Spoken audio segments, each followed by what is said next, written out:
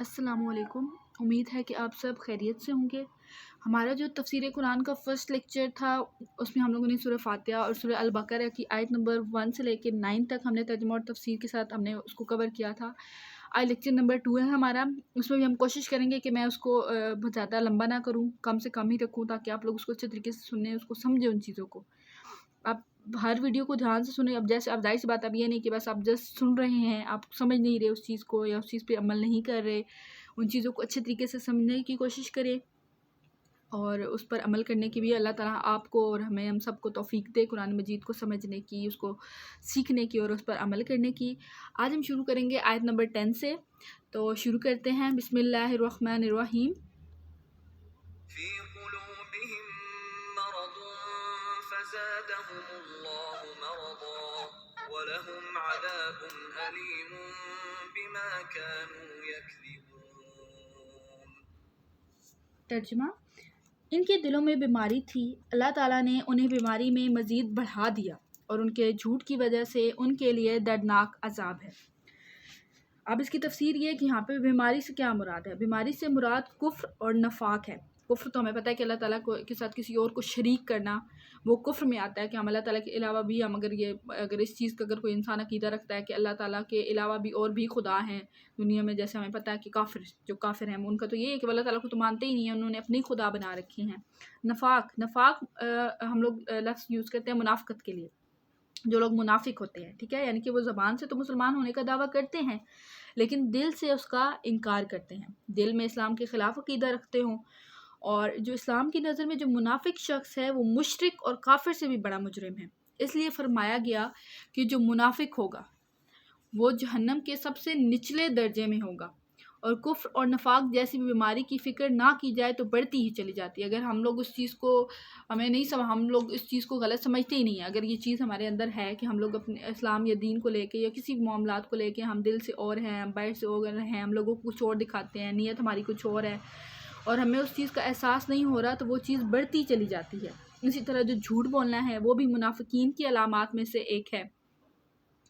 تو منافقین، اللہ تعالیٰ ہمیں منافقوں سے اجتناب کرنے کی وہ دے، ہمیں بچنا ہی چاہیے ان لوگوں سے، اور اللہ بھی ان لوگوں کو ہدایت دے، ان کو سیدھے راستے پر چلنے کی توفیق عطا فرمائے۔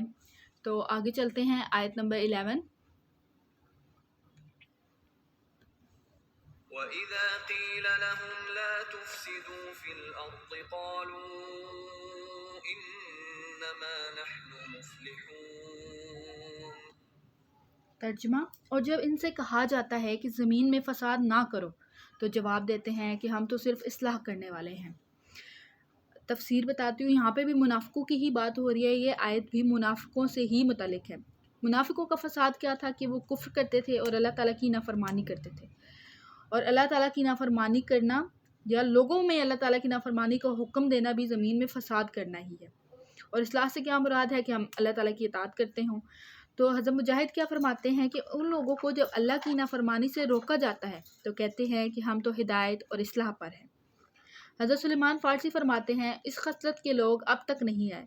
یہ اب تک نہیں آنے سے مراد یہ آپ صلی اللہ علیہ وآلہ وسلم کے زمانے کی بات ہو رہی ہے، ٹھیک ہے، کہ اس خصلت کے لوگ اب تک نہیں آئے، مطلب یہ کہ آپ صلی اللہ علیہ وآلہ وسلم کے زمانے میں یہ بدخصلت لوگ تھے تو صحیح، لیکن اب جو آئیں گے وہ ان سے بھی بدتر ہوں گے۔ منافقوں کا فساد پھیلانا ایسے ہی تھا کہ وہ وہی کام کرتے تھے جن کاموں سے اللہ تعالیٰ نے ہمیں منع فرمایا ہے، یا جن کاموں کو اللہ تعالیٰ نے ہمارے لیے حرام قرار دیا ہے، یہ لوگ وہی کام کرتے ہیں۔ اور اگر ہم ابھی آج آپ خود اپنے ارد گرد ہم لوگ دیکھیں تو ہمارے ارد گرد بہت سی ایسی چیزیں ہیں جن چیزوں سے ہمیں اللہ تعالیٰ نے منع فرمایا ہے، یا جن کاموں کو اسلام میں منائی ہے، اور ہم لوگ اسی چیزوں میں مبتلا ہوتے جا رہے ہیں۔ جیسے اگر نارملی ہم بات کریں، جیسے گانا سننا، گانا بجانا، لوگ جیسے میوزیشین، سنگر، ٹک ٹاک کو ہی آپ لوگ لے لیں، سب لوگ واقف ہیں اس چیز سے کہ اس پہ کیا دکھایا جا رہا ہے، اس پہ فحاشی اور بے حیائی دکھائی جا رہی ہے۔ عورت کو اللہ تعالیٰ نے پردے کا حکم دیا ہے، ٹھیک ہے۔ تو ہم میں سے بہت سے ایسے لوگ ہیں، پر شاید ہم اس لحاظ سے ہم بھی پردہ نہیں کرتے جس لحاظ سے اللہ تعالیٰ نے ہمیں پردے کا حکم دیا ہے، پر اللہ تعالیٰ ہمیں ہدایت دے، ہمیں توفیق عطا فرمائے اس چیز پر عمل کرنے کی۔ لیکن اپنے گھروں میں ہم محفوظ ہیں، ہمیں پتہ ہے کہ ہم نے اپنے آپ کو کیسے چھپانا ہے اور اللہ نے ہمارے لیے کیا حکم دیا۔ لیکن بہت سے لوگ ہیں جو اپنی جسے کہتے ہیں نا اپنے آپ کو خود پورے دنیا میں پھیلا رہے ہیں، یا خود اپنے آپ کو نا خود اٹریکٹ اٹریکٹیو بناتے ہیں خود کے لوگ ان کو دیکھیں ان کی طرف مائل ہوں. تو یہ چیز تو اسلام میں کتنی بری ہے کہ اور عورتیں ایسا کام کریں گی کہ ایسے ڈریسنگ کریں گی یا ایسے وہ کام کریں گی کہ لوگ یا جو مرد حضرات ہیں وہ خود ان کی طرف متوجہ ہوں. تو یہ چیز آج کل عام ہو گئی ہے. اور جو لوگ ایسے ہیں جنہوں نے ان کو یہ پلیٹ فارم پرووائڈ کیا ہے یا جو وہ اس چیز کو ان کے لیے برا نہیں سمجھ رہے نہ ان کو بتا رہے ہیں بلکہ اس کو وہ اپریشیٹ کرتے ہیں، تو یہ ایسے ہی لوگ ہیں نا. ٹھیک ہے کہ وہ نہیں بدتر لوگوں کی بات ہو رہی ہے کہ وہ تو خود تو اللہ کی نافرمانی وہ لوگ کرتے ہی ہیں، پر لوگوں کو بھی وہ اللہ کی نافرمانی کا ہی حکم دے رہے ہیں. اور لوگ بھی ایسے ہیں کہ انہیں اس چیز کا احساس تک نہیں ہے کہ وہ کیا کر رہے ہیں، اور اللہ انہیں ہدایت دے. تو اور دوسرا یہ ہے کہ برے لوگوں کا تو چلے برے لوگ تو برے لوگ ہیں ہی نا. برے لوگوں کے برے ہونے سے بھی زیادہ برا کیا ہے کہ اچھے لوگوں کا خاموش رہنا. کہ جو لوگ جو جانتے ہیں کہ وہ غلط ہے یا یہ گناہ کا کام ہے اور وہ اتنی ہمت اور اتنی صلاحیت نہیں رکھتے کہ وہ انہیں برائی سے روکیں اور انہیں اچھائی کو حکم دیں. اگر ہم کوئی بھی ایسا کام دیکھیں جو کہ دین اور اسلام کے خلاف ہے تو ہمیں اتنی تو ہمت اور طاقت ہونی چاہیے کہ ہم اس چیز کو اس انسان کو یا اس چیز کو اس سے روک سکیں. ہم لوگ کیا کرتے ہیں، ہمارے سامنے آج کل بہت سی چیزیں غلط ہو رہی ہوتی ہیں، ہمیں پتہ ہوتا ہے کہ وہ ٹھیک نہیں ہے. ہم لوگ کیا کرتے ہیں جی وہ ہمارا مسئلہ نہیں ہے، وہ جو انسان ہے بھی اس کا مسئلہ ہے، وہ جانے. ہم کیوں اپنے تعلقات خراب کریں کسی کے پیچھے. ہمیں اتنا ہونا چاہیے، ہمیں اتنا علم ہونا چاہیے کہ ہم لوگ کیا کرتے ہیں کہ ہم لوگ یہ کرتے ہیں کہ جی ہمارے تو تعلقات اس انسان سے بہت اچھے ہیں، ہم نہیں بگاڑ سکتے، ہم کیوں کسی کے پیچھے بگاڑیں، ہم کیوں اپنے تعلقات، ہم دیکھ رہے ہیں کہ وہ انسان غلط کر رہا ہے یا غلط ہو رہا ہے تو ہمیں بس یہ ہوتا ہے بھئی ہم نہیں بگاڑنا چاہتے، جی بس جس کا معاملات ہیں وہ خود ہی جانے، وہ ہیں ہی برے، وہ ہیں ہی اس طریقے کے، تو ان کے ساتھ ہونا ہی ایسا چاہیے، وہ اسی قابل ہیں، ہم کیوں کریں، ہم کیوں کسی کے معاملات میں انٹرفیئر کریں، یا اس طرح کی ہماری سوچ ہوتی ہے. یا آپ کسی معاملات میں لے لیں، بہت سے ایسے معاملات ہیں، بس ہماری سوچ یہ ہونی چاہیے کہ ہر چیز کا مالک اللہ تعالیٰ ہے. ٹھیک ہے، ہمیں اللہ تعالیٰ کا ڈر ہونا چاہیے، ہمیں لوگوں کا ڈر نہیں ہونا چاہیے. ہمیں لوگوں کا ڈر ہے ہی کیوں، ہم کیوں لڑتے ہیں لوگوں سے. ٹھیک ہے، رزق وہ ہے جو اللہ تعالیٰ نے ہم سے وعدہ کیا. ٹھیک ہے، اللہ تعالیٰ کی ذات دینے والی. آپ اگر یہ کہتے ہیں نا کہ ہمارا مطلب ہمیں وہ کوئی سیلری دے رہا ہے یا ہمیں کوئی پے دے رہا ہے یا ہماری روزی روٹی خراب ہو جائے گی تو آپ کیوں ڈرتے ہیں. اللہ تعالیٰ نے آپ سے وعدہ کیا نا رزق کے لیے، تو آپ اللہ تعالیٰ پر ہی ڈیپینڈنٹ ہیں. ہم لوگ کیوں لوگوں پہ ہیں کہ اگر اللہ نہ چاہے تو وہ آپ کو نہیں دے گا، اگر اللہ چاہتا ہے تو وہ اس انسان کے ذریعے نہ صحیح کسی بھی انسان کے ذریعے آپ کا رزق آپ تک پہنچ جائے گا. ٹھیک ہے، اگر ہم یہ چاہتے ہیں کہ وہ انسان ہمیں بدنام کر دے گا یا لوگ کیا کہیں گے، لوگ باتیں کریں گے، تو لوگوں کی باتوں سے بھی کیوں ڈر رہے ہیں ہم. ٹھیک ہے، عزت اور ذلت تو وہ ہے جو اللہ تعالیٰ کی ذات دینے والی ہے. ٹھیک ہے، عزت بھی اسی کی طرف سے ہے اور ذلت بھی اسی کی طرف سے ہے. لوگ جو مرضی یہ کہتے رہیں، اس چیز کو معیار بنانا یا اس چیز پر دھیان دینا چھوڑ دیں کہ لوگ کیا کہیں گے. لوگوں نے اپنی قبروں میں جانا ہے، لوگ اپنے اعمال کے جواب دے ہیں، ہم لوگ اپنے اعمال کے جواب دیں ہیں. نہ انہوں نے آپ کے سوالوں کے جواب دینے ہیں، نہ آپ ان کے سوالوں کے جواب دیں. ٹھیک ہے، ہم نے خود بھی ہمیں پتہ ہے کہ روزہ محشر کیا ہوگا، نفسا نفسی کا عالم ہوگا، کوئی کسی کا نہیں ہوگا. نہ ماں بیٹے کو پوچھے گی، نہ بیٹے پیرنٹس کو پوچھیں گے، کوئی بیوی اپنے ہسبینڈ کی نہیں ہوگی، کوئی اپنے بیوی بچوں کو نہیں ہوگا، سب کو اپنی اپنی پڑی ہوگی. ٹھیک ہے، تو اب بھی ہم کیوں لوگوں کی فکر کرتے ہیں جی لوگ کیا کہیں گے اور لوگ ہمارے بارے میں کیا سوچیں گے یا وہ کیا باتیں کر رہے ہیں. ہمیں بس یہ ہونا چاہیے کہ ہمارا کام یہ ہے کہ ہم اللہ تعالیٰ کی رضا کے لیے کر رہے ہوں. ہمارا مقصد اللہ تعالیٰ کو راضی کرنا ہونا چاہیے. لوگوں کو راضی کرنا ہمارا مقصد ہرگز نہیں ہونا چاہیے. یہ جو ہم لوگ لوگوں کو رب راضی اور خوش کرنے کی کوشش کرتے ہیں نا، تو ہم لوگ بہت سے ایسے بھی گناہ سرزد کر جاتے ہیں جس میں ہم اللہ تعالیٰ کو ناراض کر بیٹھتے ہیں. ٹھیک ہے، تو اپنی پرائیورٹی اللہ تعالیٰ کو رکھیں کہ ہمیں بس اللہ کو راضی کرنا ہے. دنیا راضی ہوتی ہے یا نہیں ہوتی، نن آف یور بزنس. ٹھیک ہے، ان کی فکر کرنا چھوڑ دیں. میں یہ نہیں کہہ رہی کہ آپ ان کے ساتھ بدتمیزی کریں، کچھ بھی، آپ اپنا اخلاق بہت اچھا رکھیں سب کے ساتھ. ٹھیک ہے، لیکن جو غلط ہے وہ اوبویسلی غلط ہے. ٹھیک ہے، وہ کسی بھی لحاظ سے صحیح نہیں ہو سکتا. آپ بس اللہ تعالیٰ کو رکھیں کہ بس ہمیں اللہ تعالیٰ کو راضی کرنا ہے، ہم نے اپنے اللہ کو راضی کرنا ہے، ہم نے آخرت والے دن ان کو جواب دہ ہونا ہے. لوگوں نے کچھ نہیں کرنا، لوگ کچھ کر بھی نہیں لیں گے. ٹھیک ہے، لوگ تو کبھی خوش نہیں ہوتے آپ کہیں کہ کبھی راضی ہوں گے. جب آپ قبر میں پہنچ جائیں گے نا تو اس کے بعد ہی وہ آپ کی تعریفیں کریں گے، جی بہت اچھا انسان تھا یا کچھ بھی تھا. ٹھیک ہے، تو ان لوگوں کے پیچھے ہم اپنی دنیا بس سنوارتے سنوارتے ہم لوگ اپنی آخرت خراب کر لیں گے، ہم اپنے اللہ کو ناراض کر بیٹھیں گے. تو کوشش کیا کریں کہ جو بھی اگر کہیں آپ کے سامنے کوئی برائی ہو رہی ہے لوگوں کو سمجھنے کی، یہ نہیں، کوشش کیا کریں ہمیشہ کہ دوسروں کی ہم مدد کریں. ہماری وجہ سے لوگوں کو بھلائی پہنچے، ہماری وجہ سے ان تک کوئی اچھا پیغام پہنچے، جو ان کی وہ باتیں ہمارے وجہ سے ان تک پہنچے جو ان کے کام آئیں. ٹھیک ہے، ان کی ہماری وجہ سے کوئی کسی گمراہی میں مبتلا نہیں ہونا چاہیے. آگے چلتے ہیں آیت نمبر 12. ألا إنهم هم المفسدون ولكن لا يشعرون. ترجمہ: خبردار ہو، یقیناً یہی لوگ فساد کرنے والے ہیں لیکن شعور نہیں رکھتے.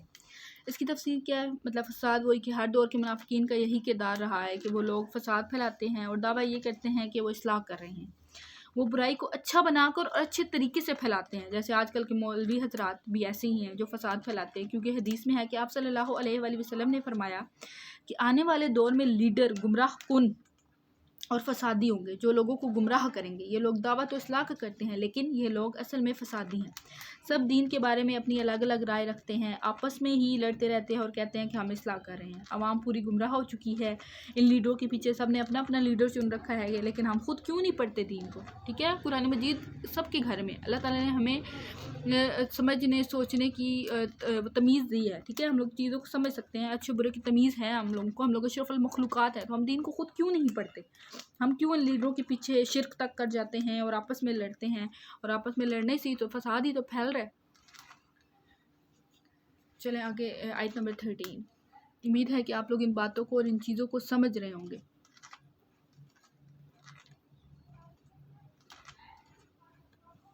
وَإِذَا قِيلَ لَهُمْ آمِنُوا كَمَا آمَنَ النَّاسُ قَالُوا أَنُؤْمِنُ كَمَا آمَنَ السُّفَهَاءُ أَلَا إِنَّهُمْ هُمُ السُّفَهَاءُ وَلَكِنْ لَا يَعْلَمُونَ۔ ترجمہ: اور جب ان سے کہا جاتا ہے کہ اور لوگوں یعنی صحابہ کی طرح تم بھی ایمان لاؤ، تو جواب دیتے ہیں کہ کیا ہم ایسا ایمان لائیں جیسا بے وقوف لائے ہیں؟ خبردار ہو جاؤ، یقیناً یہی بے وقوف ہیں لیکن جانتے نہیں۔ اب تفسیر کیا ہے؟ یہاں پہ ان منافقین کی ہی بات ہو رہی ہے کہ منافقین نے ان صحابہ کو بے وقوف کہا، نعوذ باللہ، جنہوں نے اللہ کی راہ میں جان و مال کی کسی بھی قربانی سے دریغ نہیں کیا، جنہوں نے ہمیشہ دین اور مسلمانوں کی بھلائی کو ترجیح دی۔ اور یہ منافقین یہ باور کرواتے ہیں کہ نعوذ باللہ صحابہ کرام دولت ایمان سے محروم تھے، جبکہ یہ منافقین خود ہی بے وقوف ہیں، کیونکہ دنیاوی فائدے اور عیش و آرام کی زندگی گزارنے کے لیے ان لوگوں نے اپنی اخروی یعنی کہ آخرت کی زندگی خراب کر دی ہے، اور اپنی آخرت کی زندگی خراب کرنا کہاں کی عقل مندی ہے؟ بے وقوف ہیں یہ لوگ آخرت کو ترجیح دینے کے بجائے دنیا کو ترجیح دیتے ہیں، جو کہ ایک دن فنا ہو جائے گی۔ اللہ کے بجائے یہ لوگ لوگوں سے ڈرتے ہیں کہ لوگ کیا کہیں گے، جو کہ سب سے بڑی بے وقوفی ہے۔ یہ منافقین اسی لیے ہمیشہ حقیقت سے بے علم رہے ہیں۔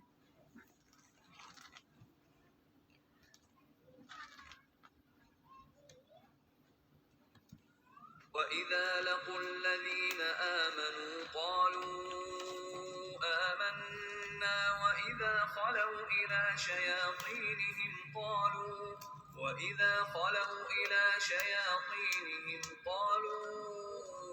إِنَّا مَعَكُمْ إِنَّمَا نَحْنُ مُسْتَهْزِئُونَ۔ ترجمہ: اور جب ایمان والوں سے ملیں تو کہیں ہم ایمان لائے، اور جب اپنے شیطانوں کے پاس اکیلے ہوں تو کہتے ہیں کہ ہم تو تمہارے ساتھ ہیں، ہم تو ان سے صرف مذاق کرتے ہیں۔ تفسیر: یہاں پہ شیاطین سے مراد منافقین کے سردار ہیں اور قریش اور یہود کے سردار ہیں، جن کی وجہ سے وہ منافق مسلمانوں کے خلاف سازشیں کرتے تھے۔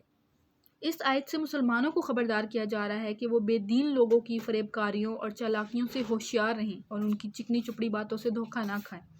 ایک اور جگہ اللہ تعالیٰ ارشاد فرماتے ہیں کہ اے ایمان والو، غیروں کو راز نہ بتاؤ، وہ تمہاری برائی میں کمی نہیں کریں گے، وہ تو چاہتے ہیں کہ تم مشقت میں پڑ جاؤ۔ بے شک ان کا بغض ان کے منہ سے ظاہر ہو چکا ہے، اور جو ان کے دلوں میں چھپا ہوا ہے وہ اس سے بھی بڑھ کر ہے۔ بے شک ہم نے تمہارے لیے کھول کر آیتیں بیان کر دی اگر تم عقل رکھتے ہو۔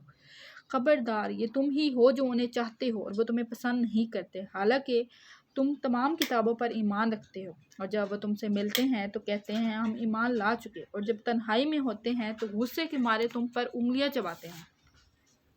اے حبیب، تم فرما دو اپنے غصے میں مر جاؤ، بے شک دلوں کی بات اللہ تعالیٰ خوب جانتا ہے۔ اگر تمہیں کوئی برائی پہنچے تو انہیں برا لگتا ہے، اور اگر تمہیں کوئی برائی پہنچے تو وہ خوش ہوتے ہیں اس چیز سے، اور اگر تمہیں کوئی اچھائی پہنچے تو انہیں برا لگتا ہے، کوئی بھلائی پہنچے تو وہ انہیں برا لگتا ہے، اور اگر تم صبر اور تقوی اختیار کرو تو ان کا مکر و فریب تمہارے لیے کچھ بھی نہیں بگاڑ سکے گا۔ بے شک اللہ ان کے تمام کاموں کو اپنے گھیرے میں لیے ہوئے ہیں۔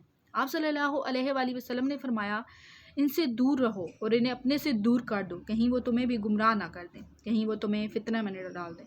مطلب وہی منافقین والی بات کہ اللہ تعالیٰ نے کیا فرمایا کہ اپنے راز ایسے لوگوں کو نہ بتاؤ جو تمہاری اس میں، اب آپ کے سامنے تو وہ بہت وہ بنے ہوئے ہیں کہ آپ کے حق میں وہ بہت اچھے ہیں، لیکن وہی لوگ، ایسے ہی لوگ آپ کے بارے میں پیٹھ پیچھے آپ کی برائیاں کرتے ہیں، آپ سے حسد رکھ کرتے ہیں، آپ کے سامنے تو بہت اچھے بن رہے ہوتے ہیں کہ ہم بہت خوش ہیں، لیکن جہاں آپ خوش ہوتے ہیں یا جہاں آپ کے لیے کوئی بھلائی کی چیز ہو رہی ہوتی ہے اس چیز سے جل رہے ہوتے ہیں، انہیں برا لگتا ہے اس چیز سے، اور جب وہ آپ لوگوں کو تکلیف میں دیکھتے ہیں تو وہ خوش ہوتے ہیں اس چیز سے۔ تو اللہ تعالیٰ نے کیا فرمایا کہ ایسے لوگوں سے باز رہو، ان آیتوں میں ہم نے تمہیں سب کچھ بتا دیا ہے، اگر تم عقل رکھتے ہو تم سمجھ جاؤ گے، ٹھیک ہے۔ اب صلی اللہ علیہ وآلہ وسلم نے بھی یہ فرمایا کہ ان لوگوں سے آپ دور رہیں اور ان لوگوں کو خود سے دور کر دیں، یہ آپ کے حق میں بہتر نہیں ہے۔ آج کے لیے اتنا ہی کافی ہے، زیادہ لمبا نہیں کرتی۔ ابھی تک جتنی بھی آیت ہم نے ابھی آج کے لیسن میں کور کیا وہ سب منافقین سے ہی ریلیٹڈ ہیں، چاہے وہ اسلام یا اسلامک وے پہ ہم لوگ دیکھیں یا اپنی دنیاوی لحاظ سے بھی دیکھیں کہ ہمارے ارد گرد بھی بہت سے ایسے لوگ ہیں جو ہمارے بظاہر ہمارے سامنے تو وہ بہت اچھے ہوتے ہیں، لیکن ہم خود بھی جانتے ہیں، ٹھیک ہے، ہم خود بھی جانتے ہیں کہ وہ لوگ ہمارے حق میں بہتر نہیں ہیں، وہ لوگ ہمارے پیٹھ پیچھے باتیں کرتے ہیں، آپ جانتے ہیں ان لوگوں کو، ٹھیک ہے۔ یہ ان آیتوں میں بتایا گیا، اللہ تعالیٰ ایک ایک چیز بتا رہے ہیں، تبھی تو کہا جاتا ہے کہ قرآن کو کھولے پڑھیں اس کو، اللہ تعالیٰ نے ایک ایک چیز اس میں آپ کو بتائی ہوئی، اگر آپ قرآن کو اچھے طریقے سے پڑھ سیکھ اور سمجھ لیتے ہیں تو آپ سرخرو ہو جائیں گے اس دنیا میں بھی اور آخرت میں بھی۔ تو اللہ تعالیٰ ہمیں قرآن کو اچھے طریقے سے پڑھنے کی، اسے سیکھنے کی اور ان سب چیزوں پر ہمیں عمل کرنے کی توفیق عطا فرمائے۔ اللہ تعالیٰ ہمیں ہدایت دے، ہمیں سیدھے راستے پر چلنے کی توفیق عطا فرمائے۔ آج کے لیے اتنا ہی، اب مجھے اجازت دیجیے، اللہ حافظ۔